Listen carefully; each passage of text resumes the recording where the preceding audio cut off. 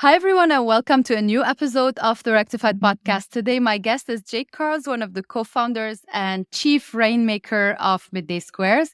Jake and his partners are building the next biggest chocolate snacking brand. As the rainmaker, Jake focuses on achieving growth through the business of building genuine relationships with his investors, buyers, journalists, and building out his internal team. In Jake's better known role as Midday Square's resident social personality, he passionately inspires others to get comfortable with the uncomfortable and to be themselves. Though he was recognized as an EY Entrepreneur of the Year finalist and named in the Forbes 30 Under 30 class of 2023, his self proclaimed accomplishment was learning how to be confident in himself. Jake, welcome to the podcast. Sandy, appreciate you so much. Fired up. Great intro, by the way. Great intro. I love hearing it. The best part is Rainmaker. That's who I am, and my whole vision in life is to make people feel something, spread good vibes, and build friends, make friends, Yeah. and use that for business in the end of the day. And I think that a lot of people don't even look at business as friendships, rather just transactions. So that I'm a very Yeah. different type of Yeah, mentality. that's a nice way to look at it. Jake, let's start this episode with a question about something that happens with me when I'm talking to any of my clients or prospects. I work with direct to consumer brands, which I mean, Midday Square is one of the famous direct to consumer brands out there. So every single time I talk to an existing client or a prospect, they come and tell me, I want to be like Midday Square. Like, I'm not joking. That's crazy. Every single brand founder, they come and they say, I want to be like Midday Square. We start working together and then they don't want to show up. They don't want to create content. They don't want to talk about their journey. Like, nothing that you guys do, they don't want to do anything in terms of that. What can you tell these people? Like, what should they do if they want to be like Midday Squares? So I think first off, thank you. Second, I think what's important is if you're a founder and you want to share your story, and you want to get out there and have fans, build fans for your brand, I think the most important thing is to identify what's authentic to you. What's authentic to Midday Squares is we want to show everything, the good, the bad, the ugly of how we built this business. We want to make people feel like they're part of our actual journey. So we show things that are actually to the very edge and very uncomfortable at times. But that's okay for us. And that's true to us because it's in our DNA. I think for other brands, the most important question you must ask is not what should I do? It's more, who am I? What do we stand for as a brand? What do we want to show? And once you understand that, then the next thing that's really important is to build out a mentality where you commit to showing. You commit to showing up. You commit to creating content. It is almost a full-time job. Content creation is not just simply take your phone out and post something. It's not.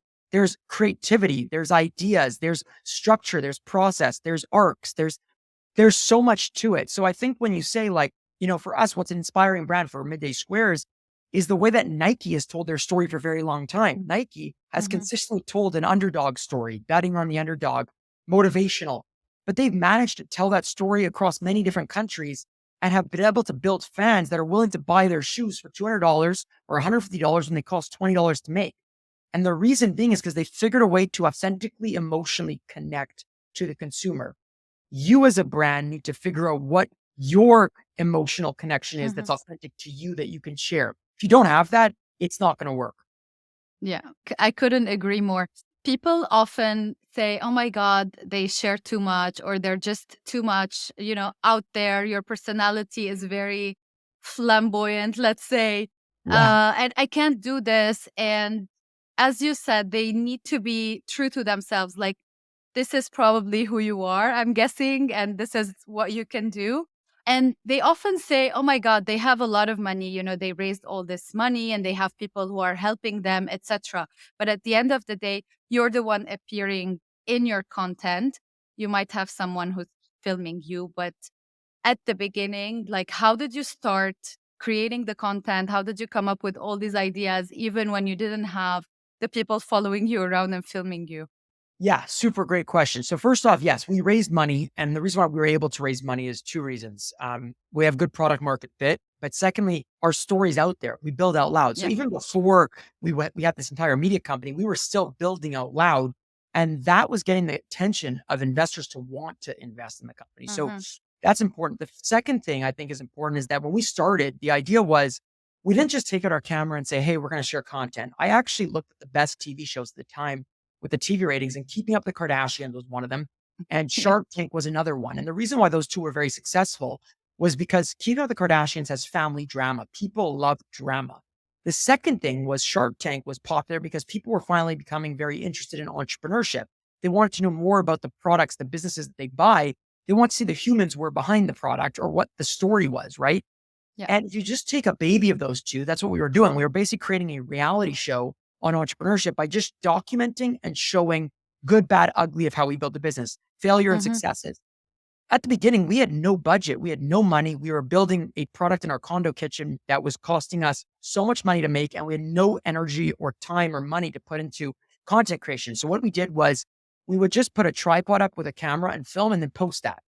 Over time, we realized that the people really enjoy raw, unfiltered, authentic content, but it was taking a lot of time out of our days to do that content rather than run our business. So our first hire, or one of our earliest hires, was a videographer. Even though it was out of this world and people thought we were crazy, we needed someone to capture the content, and then we could continue to run our business because that was the story, was how we built the business. So I think that it's not that you need money or resources, is that you just need to be able to show up and share your journey and not be scared or change the way you are on a camera. The moment you start acting inauthentic or ungenuine to who you are, disingenuous to who you are, people feel that and they feel uncomfortable. The moment you're authentic, it is uncomfortable to watch sometimes, but it's relatable. It's real. It's what people feel part of, and that builds trust. You can't buy trust. You have to earn trust. And the way to earn it is to show your story that's true to you. So I think that when I tell people about storytelling, it's just get out there. Don't worry about the judgment of others. You don't have to be flamboyant in the sense where I'm dancing with my shirt off every day. You don't have to do that. That's authentically who I am. And by the way, a lot of people don't like it. And I deal with trolls every day, but I don't need to please everybody. I need to please our base. I want to give content that people appreciate to our base. If our base is 50% of people in the world, that's fine. And a great example is Elon Musk. Elon Musk is liked by 50% and very disliked by the other 50%, but he's building 3 large businesses and being very successful in those businesses. Same thing goes with you. Don't try to please everybody. Because if you try, you're going to be inauthentic. If you are authentic, you're going to please a certain group that will like it. Yeah. And those are your fans. What do you say to people who say, you're sharing too much, like your personal life, people know everything that's going on with you, your struggles, even on the personal side, not just like your business struggles. What do you say to these people? It's not for everyone. We accept at day one that we sacrificed our personal lives. And that's, again, good and bad. And I think that, like I said, a lot of information's out there about us that's personal. And that makes my life really unprivate, where people know a lot about me and they could talk about it. They could make fun of it. They could bully. They could do anything they want with it, right? Use it against. But I think that that's also the part that is what's relating and hitting the heart of the person that's watching it the most. It's making them feel an emotional connection. Yeah. I would say that if you're going to share your story, the first thing to do is know what you're comfortable sharing, because the moment you cross that comfort zone where you don't feel good about it anymore is a moment you're going to enter into a zone where you might regret things. You might feel really, really, really uncomfortable and not in a good way. So I would know your limit and share up to then. You don't have to share everything. You don't. It's not necessary. What's necessary is, again, just being true to what you're saying and what you believe in and what you want to stand for as a business. So yeah, I think that if I were to say to anybody something, it's just, it's do what you feel comfortable doing. You don't need to share all that personal stuff, because the moment you do, you open yourself to a can of worms of a lot of different things. Yeah. Let's go back to your journey. Like, you guys, was it that you graduated and then you started this company, or like, how did it go? And how did you come up with the idea of creating this kind of product? Like, it's something that's unique, very clean ingredients, healthy, etc. But it's also chocolate and very like yummy, let's say. So how did you come up with the idea, and how did you get started? So the 3 of us, my partners are my sister and my brother-in-law, right? So we're a family business. The 3 of us have been entrepreneurs for the last 10 years. We've all tried other businesses and have failed. have closed, went bankrupt. But my brother-in-law had one successful one prior to this. And so I think Midday Squares is brought to you by the decade of learning of all of us each learning in the Mm-hmm. space and bringing the skill sets that we learned together. But the actual idea, the bar itself, the reason why it came up was my sister was making the snack 2 years before Midday Squares as a hobby snack for my brother-in-law. It was literally for his afternoon chocolate craving that he had. She made him something cleaner than the typical snacks that were on the market. And it was just a plant-based snack that was Mm-hmm. dark chocolate indulgence. And one day when my brother-in-law sold his business and my sister closed her business, they wanted to work together on a company, and food was the common denominator that they both loved dramatically. They were deep foodies, and they were looking at different industries, different categories within this food space. And they read a report one day that showed that dark chocolate, which is a huge market, was Yeah. growing rapidly year over year, and that plant proteins were also growing year over year. And then my brother-in-law, being a data nerd, he was like, "Oh my God, Lezlie, my sister was making a baby of these two massive growth categories, a dark Mm. chocolate indulgence that has function of plant-based proteins." Yeah. And that's when they approached me. They're like, "Hey, we got this idea. It's ready to go. We just developed it for the last 8 months with McGill.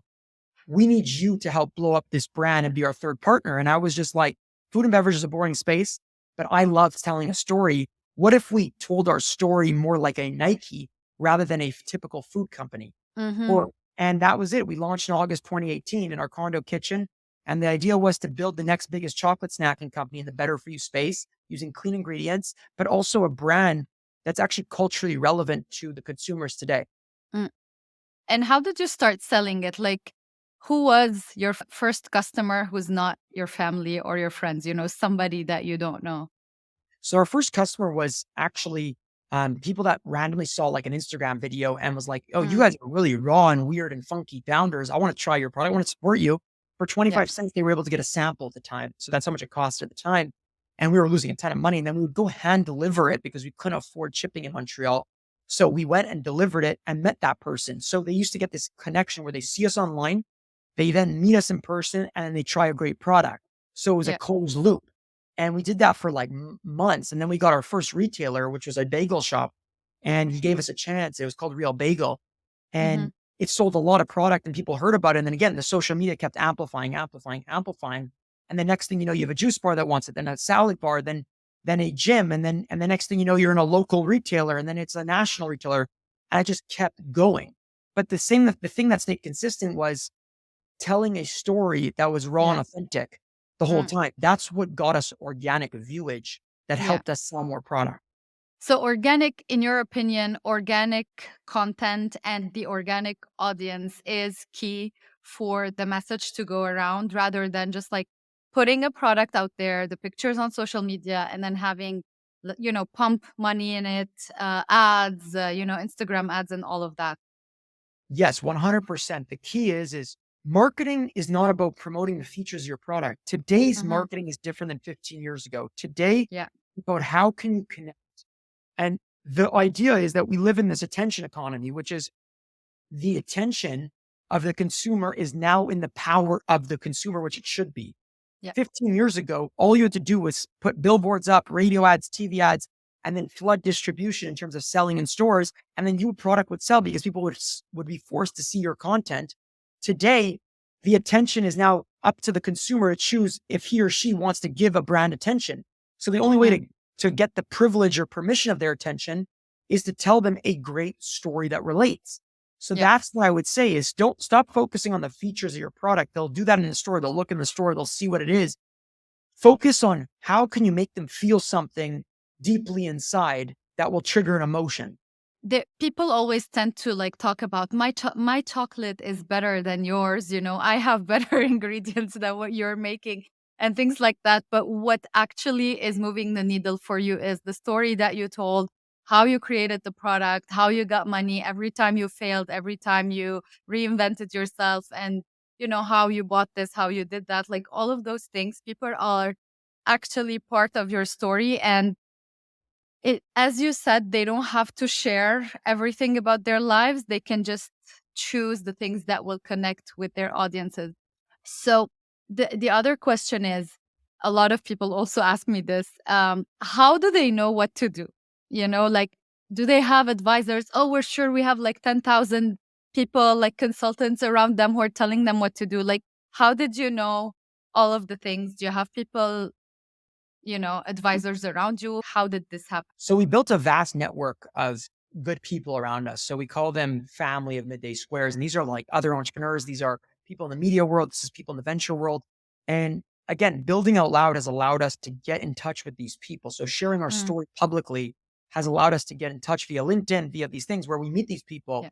and then we become friends with them. And either they become an investor or they become an advisor or they become just a friend and they help us. And we're not experts in everything, but I think that what we've become very good at is confident in knowing what we're really good at. And what we're really good at, we go full throttle on. What we're really Hmm. bad at, we'll reach out to our network and ask for help. And I think that that's powerful. Even if as a small business, you can get anybody in the world, social media gives you the ability Yeah. to meet anybody. It's basically fair ground. You just need to be able to make yourself worthy of meeting that person, which you probably are worthy. It's just you got to share that story somehow to get them. So it's just a game of understanding that and then building a great surrounding. If you have that great surrounding, then you have people that care about you and want to help. And Hmm. asking for help is not a bad thing.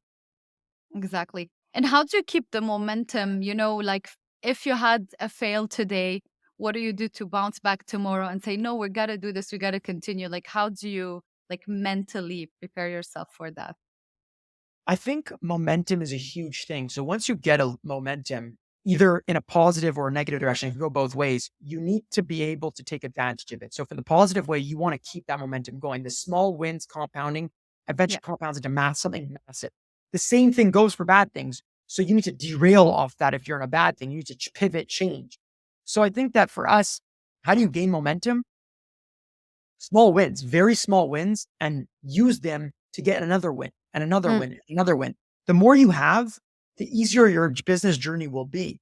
The more you have in the negative direction, you keep banging that nail in, you're going to go down very, very, very quickly. mhm. And how do you bounce back after a failure? Like, this is a business, it's normal. Some days are bad, some days are good, some days are massive fails. How do you bounce back and say, no, I got to continue? Entrepreneurship is not the most sunshine and flower theme. Yeah. It's actually very hard. It's Hmm. very depressing at times, very lonely, and it's up and down. It's never balanced really. So I think that what I learned is that I choose to be on this journey. So it's a choice. I choose to go through the pain, the pressure that will come from this. And when there's moments of crisis or moments of absolute failure, as long as I can learn from it, or as long as I can look at it from a perspective of it's part of this and I choose to be here, I'm not forced to be here, it kind Hmm. of gives me this idea that it's a privilege to be on the journey. And I'm grateful that I get to go through this. So that takes me into effect where this is part of the journey. When you understand that and that you realize that it's not something unusual, or maybe it is something very detrimental, but you could still come back from it. That's great. But some things you just won't come back from. And also knowing Mm, what the bat down is extremely important for an entrepreneur. yeah. You don't just want to keep swinging till the end game. You know, you could go Yeah. crazy that way. Yeah. You need to know when to keep swinging. You need to know when to just put the bat down and stay down. So, in your situation, you now have a team, you have employees, you have people with you, and they're watching what's going on with you, in real life, in your offices, and on social media. And sometimes when there's like something bad happening, they're seeing that. And traditionally, bosses never like disclose the issues because employees are scared. Oh my God, they're not going to pay us, or they're not going to, all of those things, they're going to fire us. How do you navigate that? Like, are you the one in charge, or is someone else in charge of all of these things, navigating through the hardships and keeping your teams motivated and with you at all times? Great question. So yeah, we've gone through hell and we keep our team in the loop. So we're very transparent. And the more transparent you are as a business, the more that if you are in really big danger and you need a favor from your team to maybe take, you know, work a little bit longer, or, do an extra thing or two, Yeah. they'll do it because the transparency again is what we as humans crave in life. So Mm, we as a company are very transparent, to keep them in the loop and understand. And again, they know that we're leaders that are willing to die on this hill and make sure that this works out.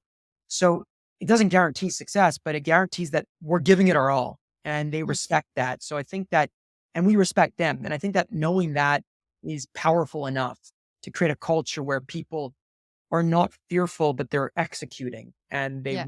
they want to do it, and having an open communication where people can engage in deep conversation, hard conversations is extremely important.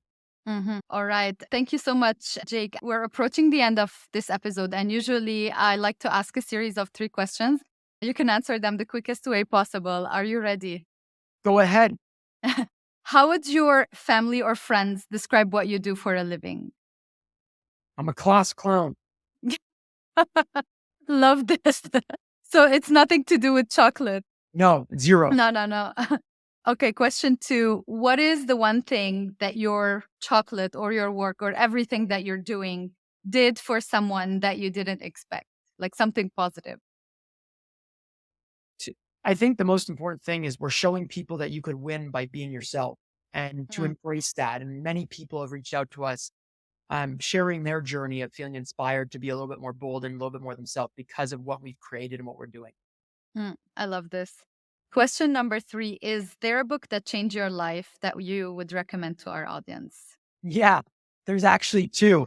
One of them is not relevant to a lot of people, but it's in front of me. So it's called the Vital Oh, Glue. So okay. I got injured, and this is helping me understand my injury deeply. All right. So that's super important. But from another Mm, book, I think Big Little Legends was a very good book.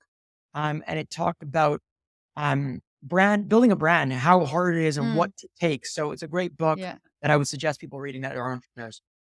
Perfect. Jake, where can people find you? Like some people know who you are, but some people also don't know. So where can they find you and how can buy Midday Squares? So you could check us out at Midday Squares on TikTok, on Instagram, on LinkedIn. We have a lot of fun. Or add me personally on LinkedIn, Jake Karls. Happy to engage, connect, talk, chat, whatever you want. I'm pretty funky on that platform. And I think if you want to buy Midday Squares and you're in Canada, you can go to Sobeys, IGA, Metro, all the health food stores like Tao and Avril. Our products always located in the refrigerated section, or you could buy on our website at www.middaysquares.com. And once again, appreciate you, Sandy, having me on the podcast. Follow our journey. You'll definitely see a lot of good and bad and ugly and a lot of drama. And it's quite entertaining. Thank you, Jake, for being a guest on my podcast. And to all the listeners, I'll be back next week with a new episode.